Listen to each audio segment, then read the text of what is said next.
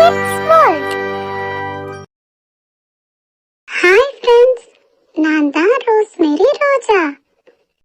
Hi friends, நான் தான் beautiful Pooja. கார்த்திகைபுரம்ன்ற ஊர்ல பூஜா ரோஜான்னு 2 ஃப்ரெண்ட்ஸ் இருந்தாங்க. ரோஜா ரொம்ப நல்ல பொண்ணு, இரக்க குணம் அவளுக்கு அதிகம். மத்தவங்களுக்கு உதவி செய்யணும்னா முதல்ல போய் நிப்பா. பூஜாவும் நல்ல பொண்ணுதான், ஆனா பூஜாவுக்கு ரோஜானா சுத்தமா பிடிக்காது. ரோஜாவை எல்லாருக்கும் பிடிக்கும், அது பூஜாவுக்கு பிடிக்காது. ரோஜாவை எதுலயாவது மாட்டி விடணும்னு பூஜா பாத்துக்கிட்டே இருப்பா. பூஜாவும் ரோஜாவும் எங்க போனாலும் ஒன்னாதான் போவாங்க. அப்படிதான் ஒரு தடவை 2 பேரும் கடைக்கு போயிட்டு திரும்பி வந்துட்டு இருந்தப்ப காட்டுல இருந்து ஒரு யானைக்குட்டி வழி தவறி ஊருக்குள்ள வந்து ஒரு ஓரமா படுத்துட்டு இருந்தது. அது கால்ல பலமா அடிபட்டு இருந்ததால அதால எழுந்திருக்க முடியல. இத பார்த்த பூஜா, ஏய் ரோஜா, அங்க பாரு யானைக்குட்டி. ஆமாம் பூஜா, அச்சச்சோ, அது கால்ல ரொம்ப அடிபட்டு இருக்கு, நிறைய ரத்தம் வருது.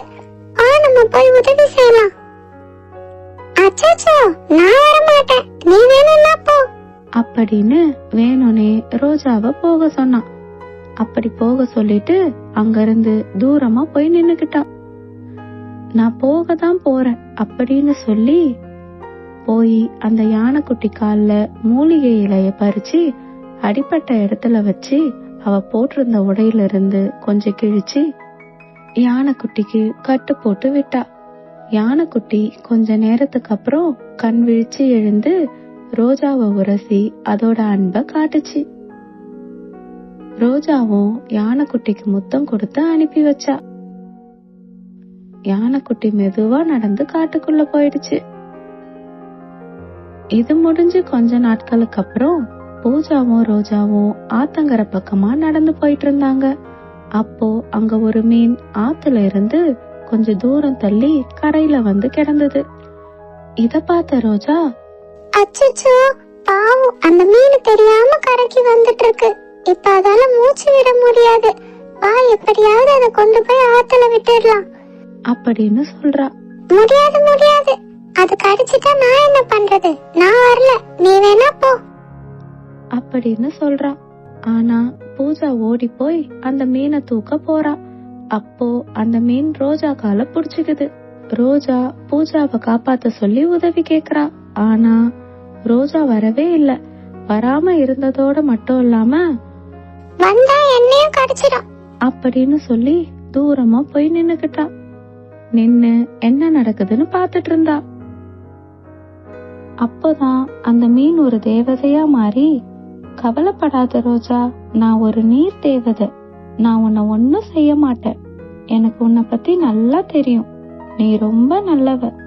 ஆனா உன் தோழி அப்படி இல்ல, உன்னை ஆபத்துல மாட்டி விடவே சந்தர்ப்பங்களை எதிர்பார்த்து காத்துட்டு இருக்கா.